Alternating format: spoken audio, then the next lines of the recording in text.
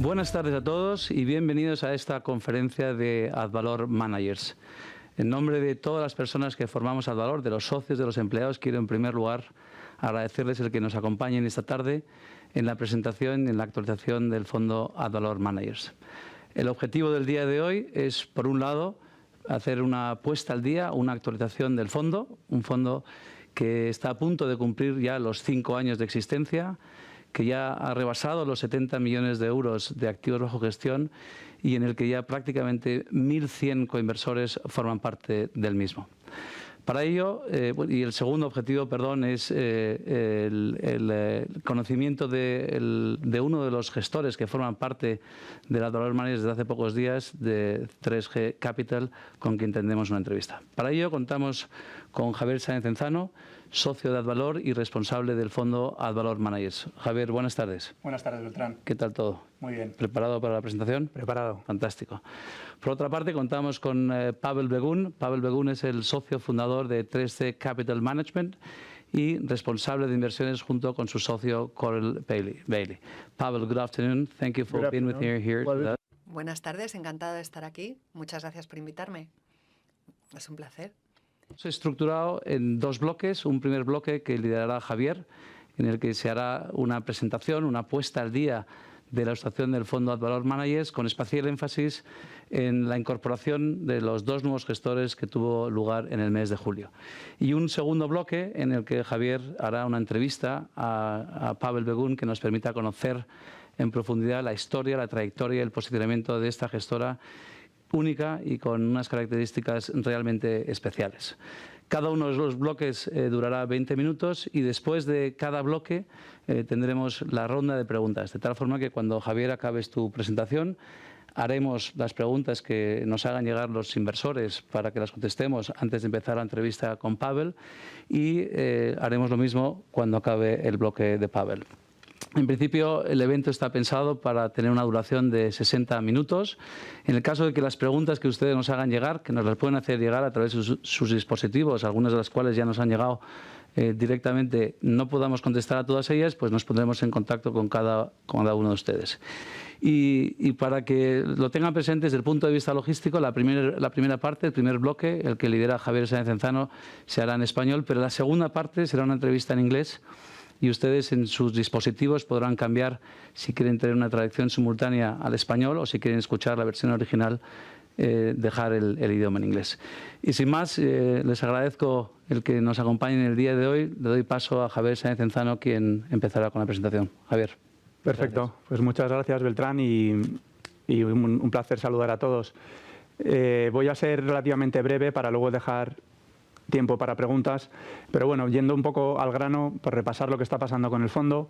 En términos de rentabilidad, como ya muchos conoceréis, lleva en el año alrededor de un 12%, desde inicio, como decía Beltrán, hace casi ya 5 años, alrededor de un 47% acumulado, lo que supone una rentabilidad anualizada de alrededor del 8%.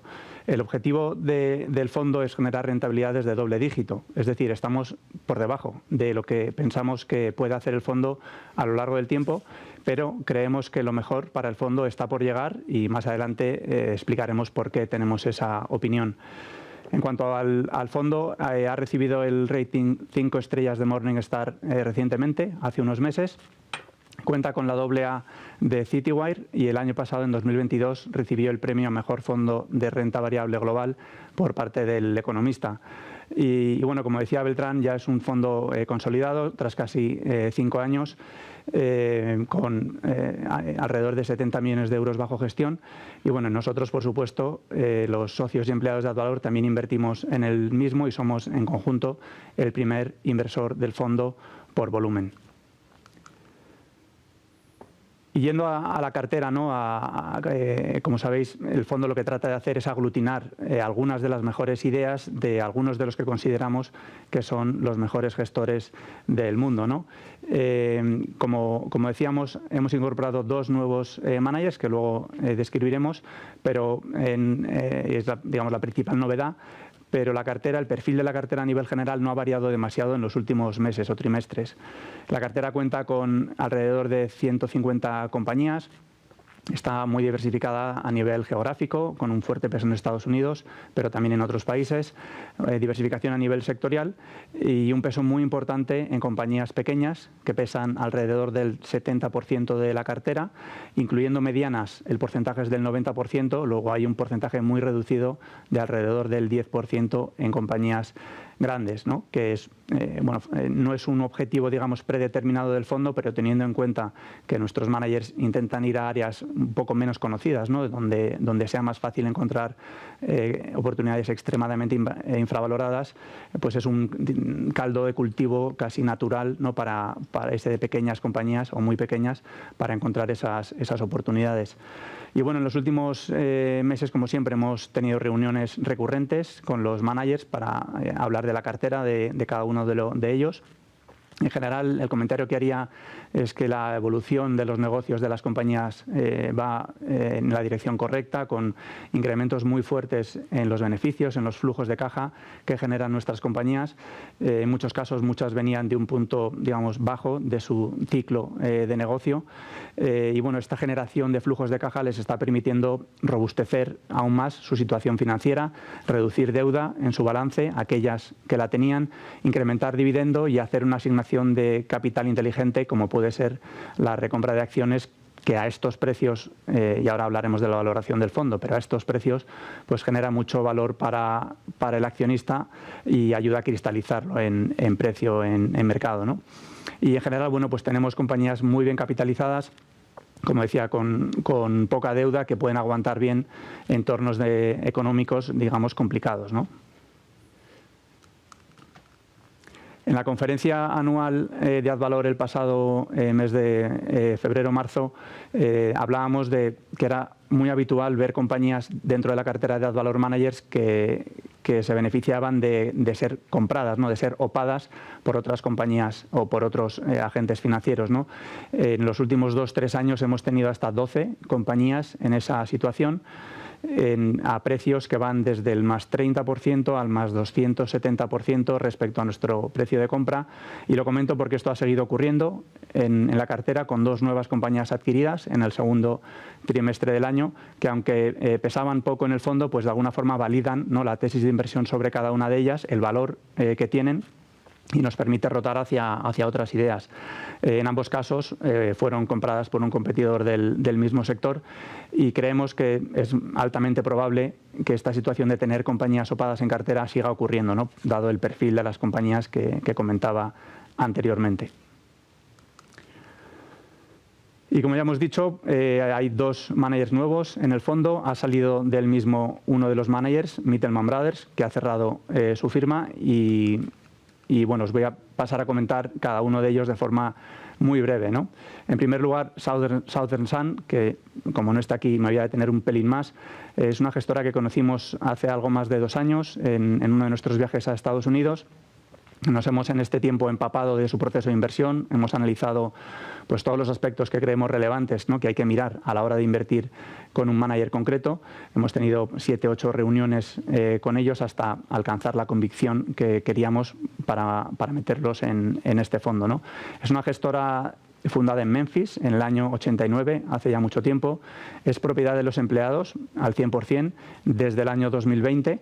Esto es interesante porque los empleados compraron la participación que tenía la compañía americana muy conocida, AMG,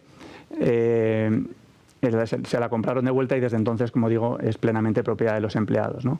Está liderada por 2 personas principalmente: Michael Cook, que tiene alrededor de 35 años de experiencia en inversiones, y por su hijo, Philip Cook, que tiene alrededor de 20 años de experiencia. Alrededor de ellos hay además otros 3 gestores que les dan soporte, que son los 3 muy sólidos, muy experimentados, con trayectorias muy diversas, que hace que el equipo sea muy completo y muy sólido. En cuanto al estilo de inversión, es un proceso de inversión con fuerte énfasis en las valoraciones, pero buscando compañías, digamos, con crecimiento, ¿no? Con compañías con crecimiento probado, crecimiento histórico y también esperado a futuro, y que lo consiguen a través de una posición dominante en su nicho de negocio, ¿no? Son compañías, en muchos casos, con décadas de existencia y liderazgo en su respectivo nicho. Se trata de una cartera de Southern Sun de 20, 30 compañías, principalmente pequeñas y medianas norteamericanas. Es una estrategia que ha sido aplicada de forma muy consistente durante décadas, batiendo al mercado y a competidores de forma muy significativa. Y por darles el dato, la rentabilidad desde el año 97, con la rentabilidad auditada, es de un 1913%. Supone un 12% anual, que supone, a su vez, un 3% más que el índice, ¿no? Y por una diferencia aún mayor frente a fondos competidores, que claro, al ser un periodo de tiempo tan largo, supone haber generado más de un 1000% más que el mercado durante ese tiempo. Y en segundo lugar, y aquí efectivamente no me voy a detener demasiado porque tenemos hoy a Pavel, pero a modo de introducción de lo que luego hablaremos, 3G Capital es una boutique independiente de gestión fundada en el año 2004 por Pavel y su compañero Corey Bailey. Ambos tienen más de 20 años de experiencia y trabajaron juntos anteriormente antes de fundar 3G. Es una compañía con un volumen bajo gestión muy limitado en términos de tamaño de activos. La cartera es una cartera global con 10, 20 compañías con fuerte sesgo a mercados emergentes y frontera, como pueden ser Asia, Latinoamérica, Oriente Medio, Europa del Este, aunque también en mercados desarrollados, ¿no?, como puede ser actualmente Reino Unido.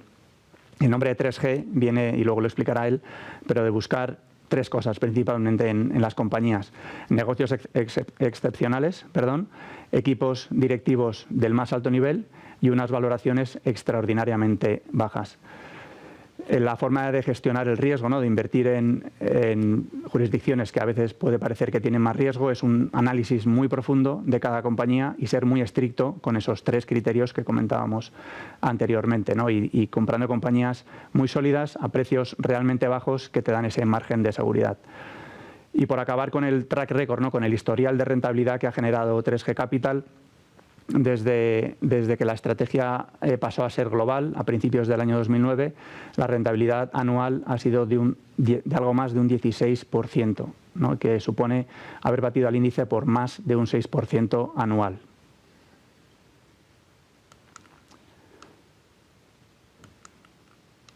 Y ahora voy a pasar a hablar más digamos, dónde está el fondo y cuáles son las valoraciones, ¿no?, que podemos esperar del fondo en los próximos años a largo plazo.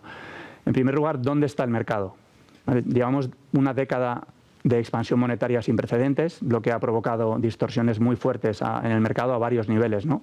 A pesar de la caída de los mercados, ¿no?, de forma generalizada en 2022, aún hay una parte del mercado que está muy barata y otra parte del mercado que está muy cara, ¿no? Y en este gráfico que tienen en la diapositiva tenemos el gráfico de AQR, que nos gusta seguir muy de cerca, donde vemos la divergencia de valoración entre lo que está barato y lo que está caro en el mercado, ¿no? Y vemos cómo sigue en un extremo solo antes visto en el estallido de la burbuja tecnológica a finales del 99, principios de los 2000. Pensamos que esta divergencia no es sostenible a largo plazo y que tenderá a convergir. Como decía, esas distorsiones se ven en diferentes áreas del mercado, ¿no? Pero este es un buen ejemplo, ¿no? Este gráfico representa la rentabilidad de las grandes compañías tecnológicas americanas frente a las compañías pequeñas americanas, ¿no? Y vemos la tendencia del comportamiento en bolsa en los últimos 20 años. Este comportamiento es lo que explica esa divergencia de valoraciones que comentaba entre las grandes compañías más denominadas comúnmente como de crecimiento y las pequeñas compañías más de tipo value, ¿no? Es verdad que digamos, la divergencia entre valor y crecimiento corrigió algo en 2021 y sobre todo 2022, no tanto así en lo que va de año, por lo que sigue en extremos históricos. ¿Y por qué esto es tan importante? ¿No? A largo plazo, el precio que uno paga al inicio de la inversión es crítico en las rentabilidades que generará en el futuro, ¿no?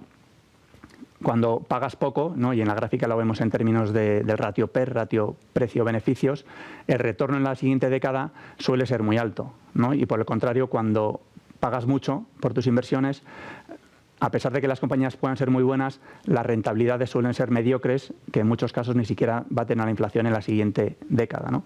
Por eso siempre decimos en AdValor y en AdValor Managers que el precio que uno paga es lo más importante, ¿no? Y, por supuesto, conocer en profundidad cada compañía y aplicar un proceso sólido y probado de forma que minimicemos el número de errores de inversión. Y en este sentido, ¿dónde está hoy Advalor Managers, ¿no?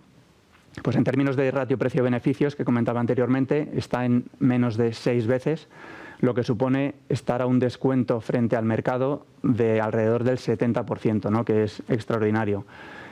El free cash flow yield, ¿no? La rentabilidad implícita, según los flujos de caja que generan las compañías, está en el entorno del 17%. Es decir, si hoy cerrasen las bolsas con los precios de cotización a día de hoy, en menos de 5 años habríamos recuperado toda la inversión en esas compañías, todo el capital que hemos puesto y seguiríamos siendo dueños de las mismas, ¿no? Lo que da idea de lo interesante de estos precios. Y por eso decía, ¿no? Y acabo con esto, por eso decía al principio que pensamos que lo mejor para este fondo está por llegar. Por supuesto, no tenemos la bola de cristal y no sabemos cuándo, digamos, las compañías que tenemos en cartera se van a poner en precio. En realidad suele suceder de forma brusca. Y lo que sí sabemos es que invertir en las compañías correctas a precios extraordinariamente bajos, seleccionadas por managers de la máxima calidad a través de un análisis individualizado de cada una de ellas, es la mejor forma de tener un margen de seguridad frente a tormentas que puedan venir y de intentar lograr esas rentabilidades de doble dígito anual a largo plazo que comentaba que es el objetivo del fondo. Y yo me paro ya aquí, Beltrán, y encantado de responder cualquier pregunta que pueda haber. Muy bien, estupendo. Pues Javier, hemos consumido menos de 20 minutos, vamos muy bien, con lo cual podemos responder tranquilamente al bloque de preguntas que ya hemos recibido y recordarle a quienes nos están viendo que si quieren hacernos llegar preguntas lo pueden hacer en este momento y nos lo harán llegar aquí también. La primera pregunta, y en tu presentación yo creo que has hecho referencia a la calidad de los balances de las compañías y la solidez que éstas tenían, precisamente hace referencia a cómo reaccionaría el fondo en el caso de que hubiera una fuerte corrección en los mercados financieros. Sí, pues es buena pregunta. Yo creo que la enfocaría de dos formas, ¿no? O de una forma un poco más conceptual y luego ya hablando de Advalor Managers. Aquí quizá haría referencia a un estudio académico de la firma Alpha Architect, ya publicado hace unos años, que se llamaba La cartera de Dios, en la cual lo que hacían era estudiar si tuvieses la bola de cristal, es decir, si fueses capaz de tener clarividencia plena sobre lo que va a ocurrir con las bolsas, con las compañías de los índices en los siguientes años, qué rentabilidad tendrías, ¿no? Y cuál sería el escenario de riesgo, ¿no? Pues optimizando la cartera. Optimizando la cartera cada 5 años, ¿no? De forma periódica, pues sabiendo qué compañías lo van a hacer mejor en los próximos 5 años, tu rentabilidad, digamos, de Dios, con esa bola de cristal, sería de un 30% anual durante 90 años, ¿no? Que era el estudio. Lógicamente, pues ese sería el mejor gestor de todos los tiempos, ¿no? y una eminencia, ¿no? Pero claro, durante ese recorrido hubieses tenido caídas muy fuertes de forma relativamente frecuente. Hubieses tenido una caída máxima digamos, de pico a valle, y repito, sabiendo cómo lo van a hacer las compañías, del 75%, y hubieses tenido varias caídas del 30, 40, 50%, ¿no?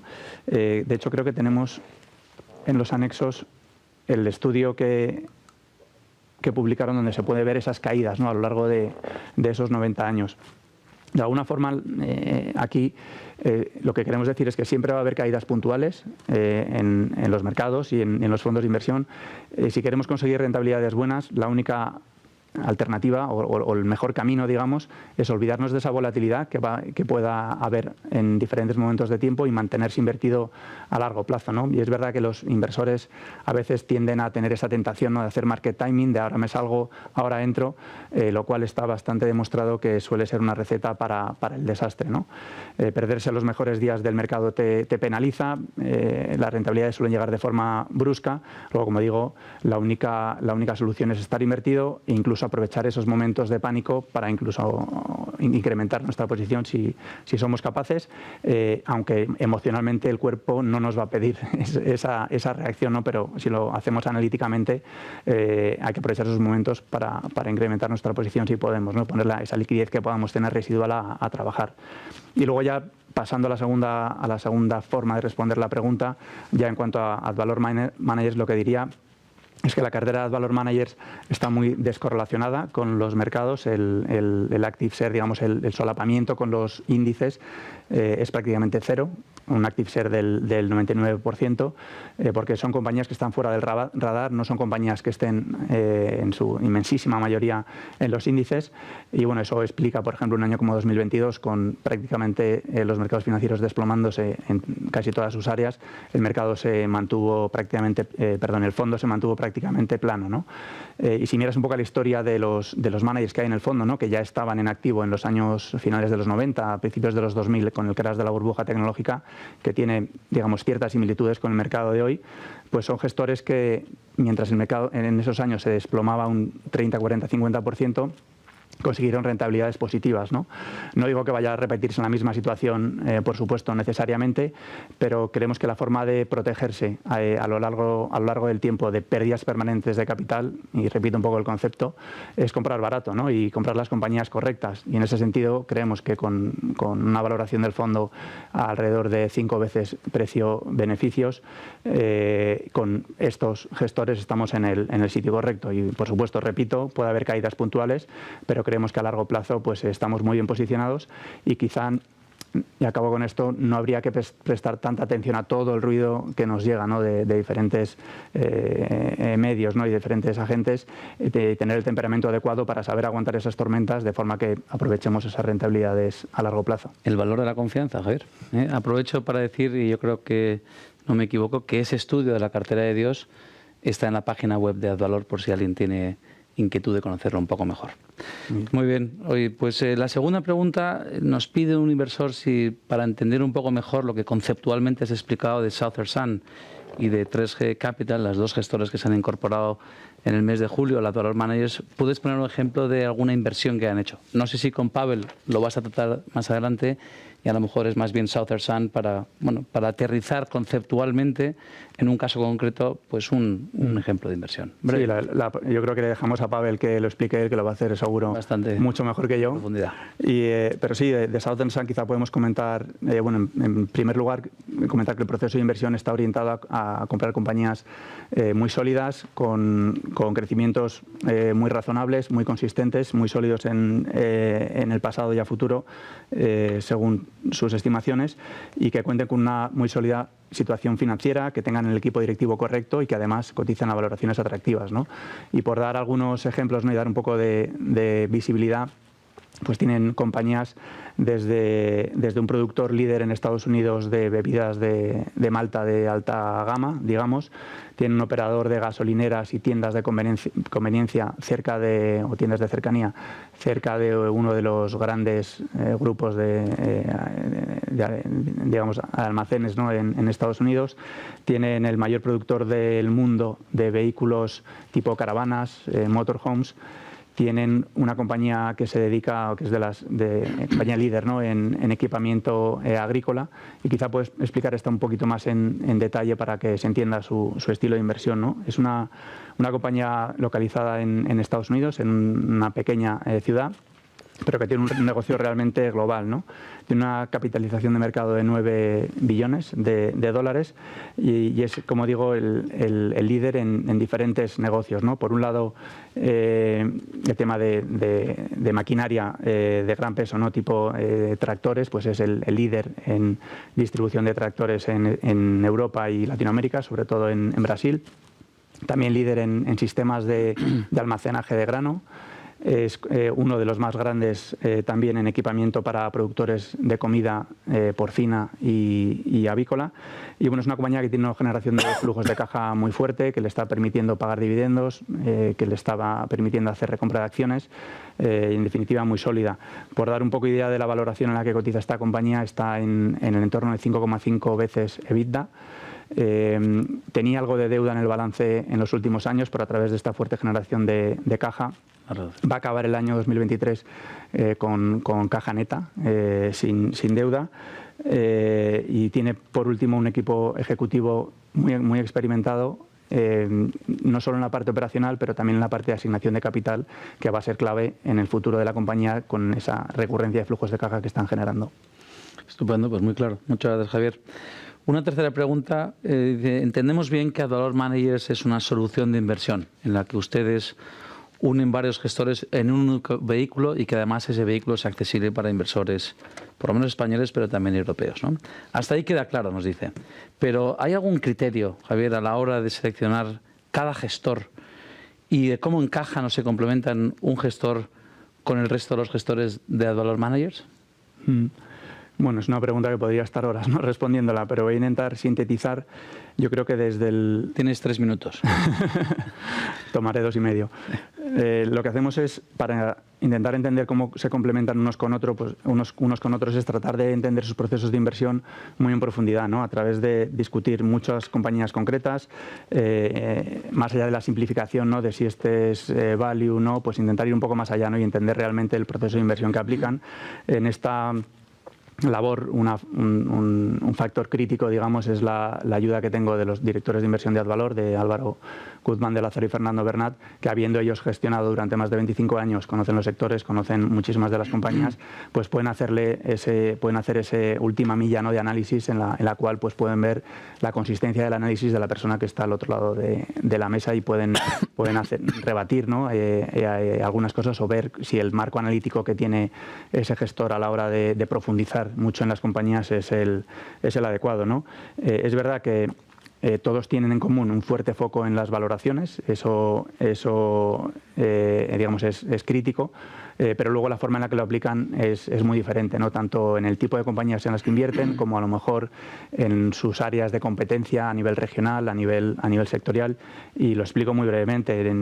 Por ejemplo, Donald Smith & Company, que es uno de los managers que lleva desde el principio, y Southern Sun, que comentaba anteriormente, pues los dos invierten en compañías americanas, pero sus estilos de inversión son muy diferentes, ¿no? Donald Smith & Company busca compañías más pequeñas y busca compañías que estén muy baratas desde el punto de vista de precio-valor en libros, ¿no? Y a partir de ahí, book value, y a partir de ahí hacen el análisis, ¿no? Mientras que Southern Sun, como decía, está digamos más enfocado en ese crecimiento sólido, una compañía muy robusta con negocios quizá en general, ¿no?, menos cíclicos.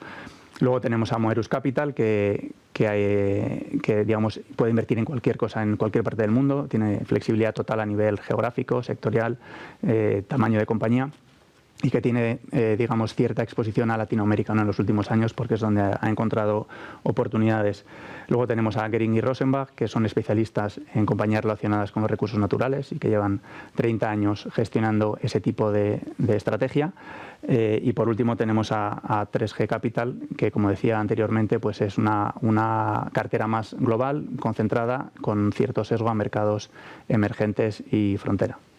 Por lo que dices, son complementarios entre ellos, pero también complementarios con las carteras de AdValor Internacional, Iberia y Blue Chips, salvo Goring & Rosenbach quizá, pero me imagino, y confírmalo tú, el solape de las compañías subyacentes que hay en esta cartera debe ser bajo o nulo respecto de las carteras de los fondos de AdValor, excluido el AdValor Managers. Muy bajo. Antes decía que el solapamiento con los índices es cercano a cero, pues el solapamiento con AdValor Internacional está en torno al 5%, luego un active share del 95% y efectivamente en múltiples ángulos, digamos que son carteras muy complementarias.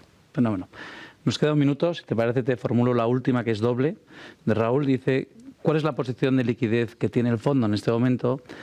Y mirando dentro de la cartera, ¿cuál es la posición de deuda de las compañías? ¿Cuál es la robustez de los balances de media, si es que se puede hablar de ello?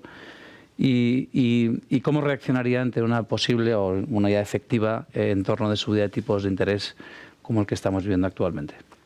Vale, pues empezando por la primera parte de la pregunta, en términos de liquidez, es verdad que en los últimos meses, trimestres, la liquidez ha sido algo mayor. Estábamos trabajando en incorporar estos dos nuevos managers. Ahora, por esa razón, ha bajado sustancialmente, al entorno del 8-9%, y seguirá reduciéndose a futuro, ¿no?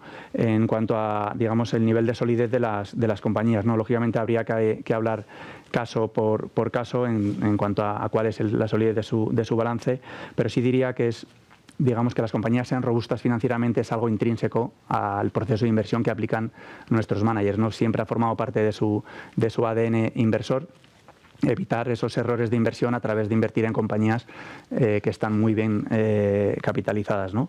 De forma que evitemos las pérdidas permanentes de capital. Y lo otro que diría es que esto, además de ser así, filosóficamente en sus estilos de inversión, no ha hecho más que mejorar en los últimos años, por lo que decía anteriormente, ¿no? Digamos, a través de esa buena evolución de los negocios les ha permitido tener aún menos deuda, por lo que están muy preparados, ¿no? Para incluso empezar algunas que no pagaban dividendos, empezar a pagar dividendos, hacer recompra de acciones, y por dar un dato interesante, ¿no? En cuanto a recompra de acciones, decía Donald Smith, ¿no? Uno de los managers del fondo, que alrededor del 70 o algo más del 70% de las compañías que tienen en cartera están haciendo recompra de acciones, que es un nivel nunca, el 70%. Están haciendo recompra de acciones, que es un nivel nunca antes visto en su trayectoria de 40 años. Buena señal, ¿eh? Muy bien, pues con esto acabamos el primer bloque, casi puntuales, hemos sido muy disciplinados en cuanto al consumo de tiempo y vamos adelante con el segundo bloque, la entrevista a Pavel. Todo tuyo, Javier. Muy bien. Solo hacer un comentario de logística antes de nada. Ahora vamos a pasar a hablar, digamos, en inglés. Tienen la opción de cambiar digamos, a inglés, o si quieren no tener la traducción simultánea a español, prefieren oír la versión original para oír a Pavel en directo, pueden cambiarlo a la izquierda abajo en sus pantallas. Tienen una pequeña pestaña donde pueden elegir si quieren oírlo en español o en inglés. So, Pavel. Bien, Pavel, muchísimas gracias por estar aquí.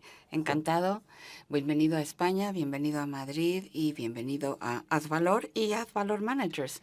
Sí, estoy encantado de estar aquí. Como no tenemos demasiado tiempo, Pavel, voy a tratar de ir directo a las preguntas. Voy a empezar con una pregunta más general acerca de tu experiencia. Has conseguido muchísimo a lo largo de toda tu vida. Empezaste como empresario a una edad muy joven, te mudaste a Estados Unidos, creaste tu propia empresa de inversión, cumpliste el sueño americano, podríamos decir. ¿Podrías escribirnos este periodo de tu vida y cómo te empezaste a interesar en las inversiones?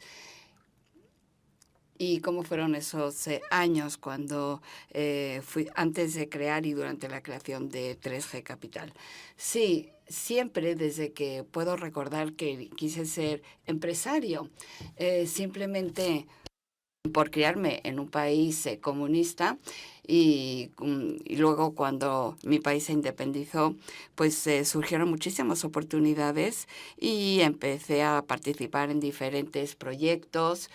Cuando era muy joven, a los 11, 12 años, primero vendiendo fresas en el mercado, luego vendiendo periódicos, luego vendiendo varillas para la construcción y bueno, al final también creando una publicación. Pues eran negocios muy interesantes, pero no eran muy escalables y yo quería crear un negocio global, algo donde pudiera aprender algo nuevo cada día. Y por eso pensé que tenía que mudarme a Estados Unidos y entonces solicité una beca del gobierno norteamericano para estudiar. Acabé en la Universidad de Western Kentucky y ahí fue donde empecé a aprender sobre Buffett. Buscaba un negocio que pudiera durarme toda mi vida. Y al ver la lista de las personas más ricas en Estados Unidos, lo que decía Buffett me parecía que me sonaba muy bien, que encajaba bien con mi personalidad. Así que para mí tenía muchísimo sentido y entonces creé una pequeña cartera. Más adelante eso fueron los cimientos de 3G Capital.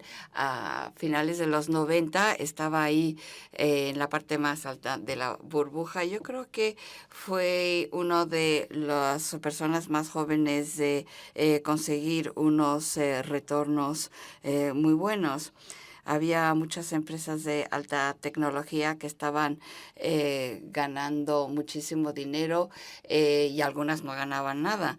Pero yo al principio, comparado con el mercado, estaba perdiendo dinero, las acciones 15-20% perdían. El mercado estaba creciendo a doble dígito, a pesar de que estaba haciendo las cosas bien. Pero en un periodo de 3 a 5 años lo he hecho muchísimo mejor que el mercado. Y yo creo que la lección que podemos aprender aquí es que a la hora de invertir un año, no importa, tienes que plantearte una trayectoria de 3 a 5 años. Bien, entonces, como decía Buffett, sí, con la inversión sobre la base de la valoración, sí, efectivamente hay que esperar para ver los resultados. ¿Y cómo conociste a tu socio Corey? ¿Y cómo trabajáis hoy en día? ¿Cómo trabajáis los dos? ¿Cómo os distribuís el trabajo? ¿Y cómo hacéis la investigación de empresas en las que invertís? Bueno, ¿cómo nos conocimos? Bueno, nos conocimos en St. Louis, Missouri, en una empresa tradicional de gestión de activos. Estábamos en la misma oficina, hablábamos mucho de inversiones y nos gustaba hacer las cosas de forma un poquito distinta a la industria más tradicional, porque el gestor, los gestores hacían cosas de una manera, pero nosotros queríamos conseguir un retorno desde el principio. Pensábamos que había espacio para hacerlo. Sentíamos, bueno, muchísima pasión por este tema y queríamos independizarnos. Así que fuimos a informar a nuestro jefe que nos marchábamos y yo no pensé que nuestro jefe iba a confiar en alguien que hacía las cosas de forma distinta, porque él era un inversor tradicional y fue nuestro primer cliente, nuestro ex jefe, y ha ganado muy buen dinero con nosotros, así que está muy satisfecho. Esto fue en el 2004, fue cuando empezamos con 3G. Y en cuanto al proceso, cuando ves cómo vas a montar un proyecto, tienes que pensar en la seguridad de los aviones, cómo ha ido mejorando la seguridad en los aviones. Cada sistema tiene un sistema de backup y ese sistema de backup tiene otro sistema de backup, de soporte. Y nosotros lo que hacemos es llevar a cabo nuestros procesos de forma independiente para asegurarnos de que haya una redundancia a la hora de invertir. Si encuentro una idea de inversión que me parece interesante, yo no le cuento nada a Corey porque yo no quiero influir en lo que él piensa. Básicamente voy a llevar a cabo yo todo el proceso de inversión, de la A a la Z. Voy a hablar con mis fuentes. Y si al final del proceso quiero que la recomendación debe ser de comprar, pues ya le hablo de ello a Corey y le digo, mira, creo que en esta empresa hay que invertir. Y entonces él, a su vez, hace su investigación de AZ independientemente del trabajo que he hecho yo. Al final comparamos los resultados de nuestras investigaciones y vemos si estamos de acuerdo. Y si estamos de acuerdo, tomamos la decisión de comprar. Ahora bien, si no estamos de acuerdo, vemos dónde están las diferencias. A lo mejor estábamos utilizando unos conjuntos de datos distintos o teníamos información distinta y tratamos de ver si podemos llegar a un consenso, con lo cual está basado totalmente en los datos, análisis de los datos, y cuando vemos que esos datos son los correctos, pues ya podemos tomar decisiones de inversión. Al principio, en vuestra empresa, os centraba sobre todo en empresas norteamericanas. Luego decidisteis cambiar en el 2009. Y tengo un par de preguntas. ¿Por qué decidisteis cambiar? Y invertir en empresas que no fueran norteamericanas, invertir en países más arriesgados, mercados emergentes, mercados frontera, asumiendo riesgo de cambio. ¿Cómo decidisteis empezar a invertir en países como China o en Medio Oriente, etcétera? Bueno, yo no creo que he conocido a nadie de esos mercados emergentes que se consideran como mercados frontera. Esos mercados parecen perfectamente seguros. Ellos creen que los otros mercados, los que son mercados frontera o emergentes. Empezamos en Estados Unidos y ahí vimos muchísimas oportunidades. Y con el tiempo nos dimos cuenta de que el mercado norteamericano, que el número de oportunidades de inversión ya se estaban agotando y teníamos que aceptar pues un PER menos atractivo, o bien teníamos que salir de las empresas habituales en las que invertíamos para buscar otras oportunidades. Y entonces empezamos a buscar a nivel internacional. La probabilidad de que nosotros pudiésemos encontrar una muy buena oportunidad a un precio más bajo, pues eso requería que saliéramos de Estados Unidos. Y el mercado norteamericano es muchísimo más competitivo. Hay muchísimo talento ahí que está buscando buenas ideas de inversión. En cambio, en los mercados frontera, mercados emergentes son mucho menos competitivos. Hay menos inversores a largo plazo sofisticados, ¿no? Son menos sofisticados ahí los inversores, con lo cual es fácil encontrar unas inversiones que ofrecen una buena diferencia entre el precio y el valor. Y en cuanto a riesgo de gestión, tenemos que dar un paso atrás y darnos cuenta de que invertir siempre es algo arriesgado y lo puedes hacer en Estados Unidos, en China, en España, en Italia.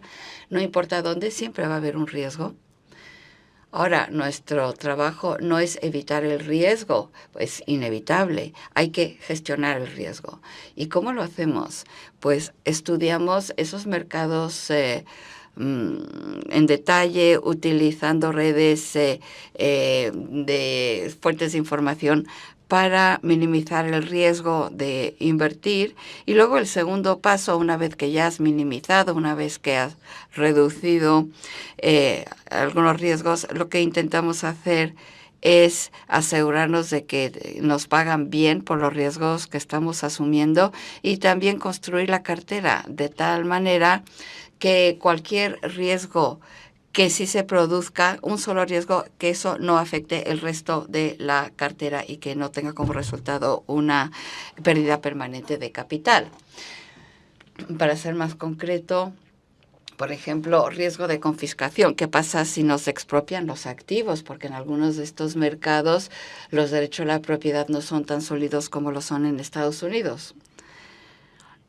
Con lo cual tienes que ser consciente de algunas cosas. Por ejemplo, si estás tratando con algunas industrias en concreto en algunos países, tienes que tener mucho cuidado, porque si se trata de una empresa privada en una industria estratégica, puede ser un problema, porque a lo mejor el gobierno va a querer recuperar ese sector porque es estratégico.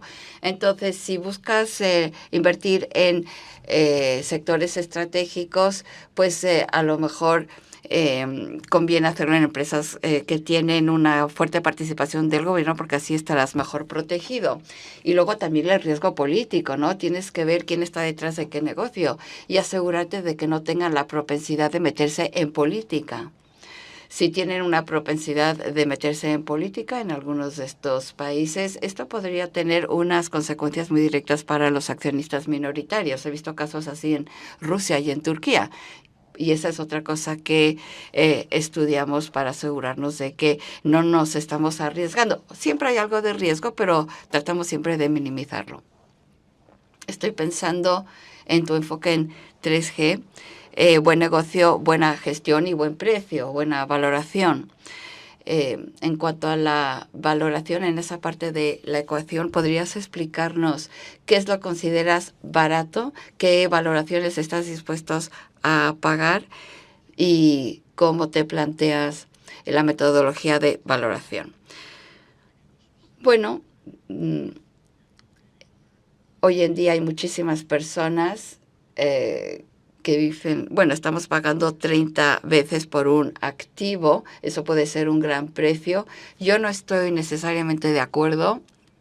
Si vemos los últimos 50 o 70 años de historia, lo que vemos es que como media el mercado ha creado 15, 17 veces y estás pagando el doble, te estás colocando en una situación muy arriesgada.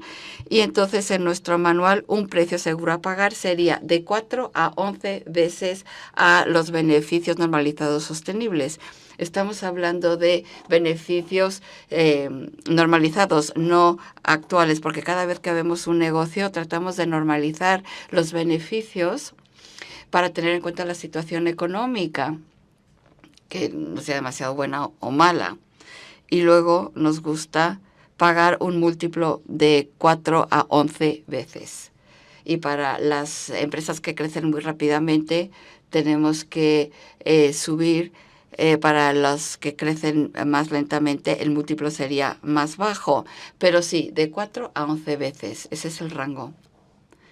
Y si fuésemos a ver nuestra cartera hoy en día, veríamos que el PER de la cartera es de menos de 5 veces beneficios y el retorno es 8,5%. Y muchas de nuestras participaciones son, si eliminamos el cash, pues serían 5 veces beneficios.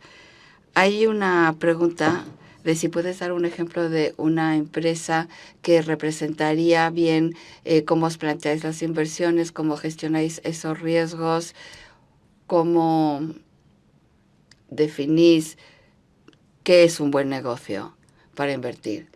Sí, no quiero dar ningún nombre, pero hay una empresa en un cierto país en un negocio muy concreto. Una vez que eres número 1 en el negocio ERP, ya puede ser Rumanía, Argentina o lo que sea, cualquier país. Normalmente te quedas ahí, no, la gente no cambia. Y esta empresa es número 1 en ERP y en cuanto a sostenibilidad es muy sólida.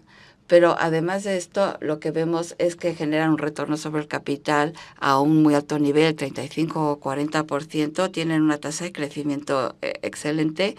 Y cuando estamos hablando de los riesgos en estos mercados frontera, pues esa empresa está bien aislada de ciertos riesgos porque algunos de los productos se exportan y la otra parte del producto es local, pero ese mercado es global y toda la competencia que hay, pues el precio siempre lo cotizan en euros, entonces no están sujetos a algunos riesgos trabajar en mercados frontera. Si vemos los beneficios de los últimos años, tienen un 15% de aumento compuesto. Entonces, esa empresa no tiene deuda, tienen mucha liquidez y se vende a 6,5 veces beneficios.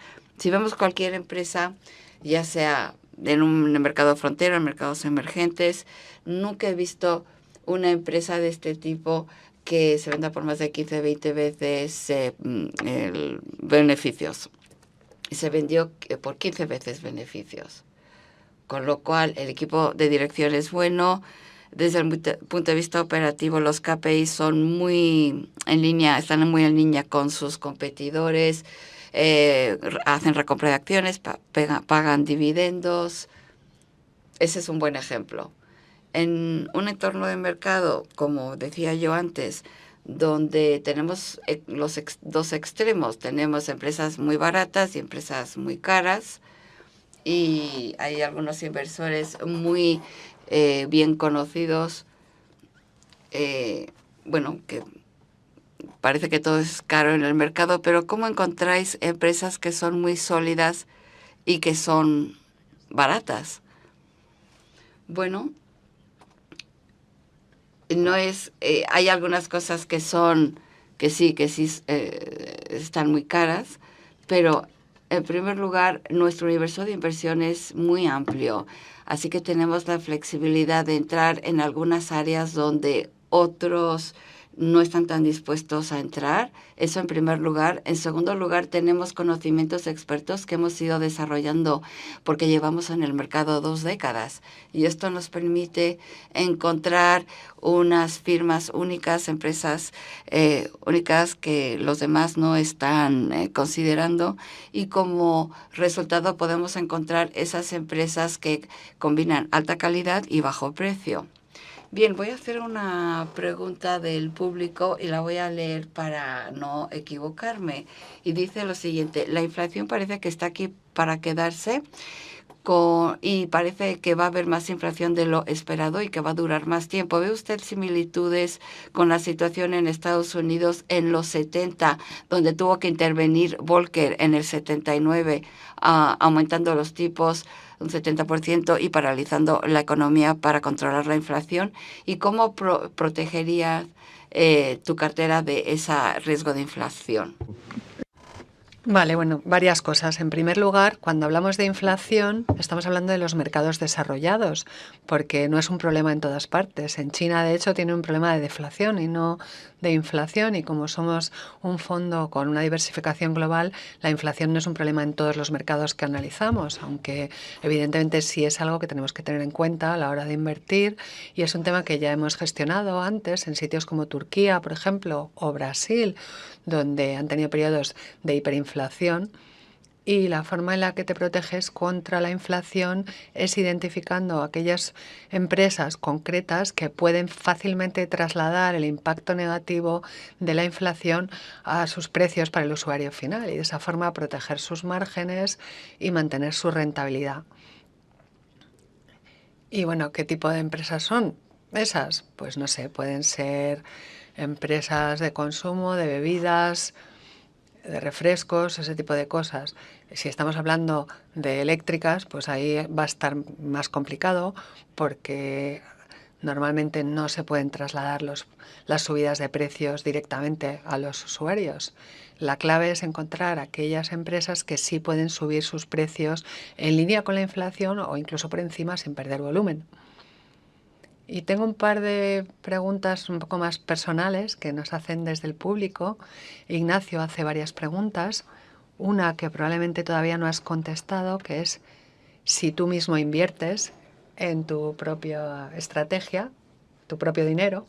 Y la otra, si nos puedes decir algo sobre ti, es decir, que te gusta hacer cuando no estás analizando empresas y gestionando carteras. Pues vale, muy bien. En cuanto a si yo invierto mi propio dinero, por supuesto que sí. El 80% de mis activos totales están en el fondo. O sea que si el fondo no va bien, probablemente yo sea el que más sufra. Y en cuanto a cosas que me gusta hacer en mi tiempo libre, pues no sé, me gustan distintos deportes, me gusta jugar al tenis. Y bueno, aunque lo intento, la verdad es que no soy tan bueno como Javier todavía. A lo mejor algún día, sí, jugamos un partido hace unos meses. Sí, y bueno, también juego al fútbol y al hockey y cosas así. Muy bien, pues yo creo que han entrado un par de preguntas más. Hay un inversor que dice: Pavel, ¿no es excesivo tener una concentración de solo 10 a 20 empresas en la cartera? Y sobre todo considerando que inviertes en mercados emergentes o frontera de mayor riesgo. Hombre, si pudiese encontrar suficientes empresas que cumpliesen los criterios de 3G, me encantaría tener 50 en el fondo, pero el problema es que si tuviese que encontrar 50 con los criterios tan estrictos y tan disciplinados que tenemos, la verdad es que nos cuesta encontrar más de una o dos empresas al año. Así que encontrar 50 nos llevaría varias décadas. Y hay otra pregunta para ambos que dice: Pavel, tú visitaste Madrid en el 2017. ¿Qué ha cambiado en los 3 años desde entonces y por qué? Y esta pregunta supongo que es para ambos. ¿Por qué has elegido colaborar con Azvalor y no con otras empresas en España, con otras firmas en España? ¿Quieres contestar tú primero? Pues Bueno, lo que ha cambiado en 3G desde el 2017, evidentemente que la composición de la cartera es diferente, porque hay empresas que no estaban entonces en la cartera, que ahora sí, y otras que estaban, que ya no. Pero el principal cambio, yo diría, que sería que si analizamos el descuento a valor del 2017 ahora, nuestro descuento a valor ahora va a ser bastante mayor. Como creo que estaba como en el 50% y ahora el descuento de valor que tenemos probablemente es del 65%. Y bueno, en cuanto a la segunda pregunta de por qué Advalor, bueno, porque les interesábamos y a nosotros nos interesaban y bueno, es como un matrimonio, cómo surgen las cosas. Bueno, yo creo que por nuestra parte, por parte de Advalor,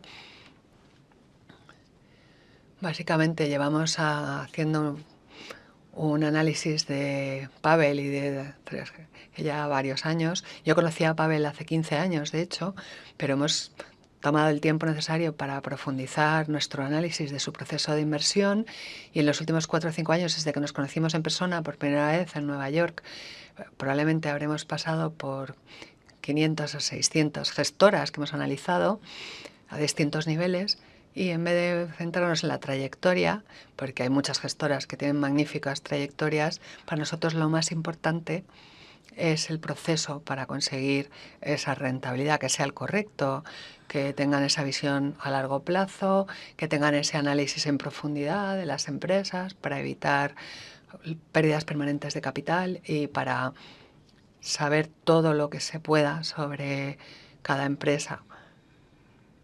Y yo creo que el enfoque 3G Capital, además, en cuanto a esa visión a largo plazo, en cuanto a no seguir el índice y ser lo suficientemente flexibles de ir a regiones a donde muchos no van por muchos motivos, muchos de los cuales tienen que ver con el ecosistema de sus firmas, pues ese tipo de flexibilidad y también el ser una gestora pequeña en cuanto a los activos bajo gestión, que les da la flexibilidad también, de nuevo, de invertir en empresas que otros, aunque quisieran analizar, no podrían porque son demasiado grandes.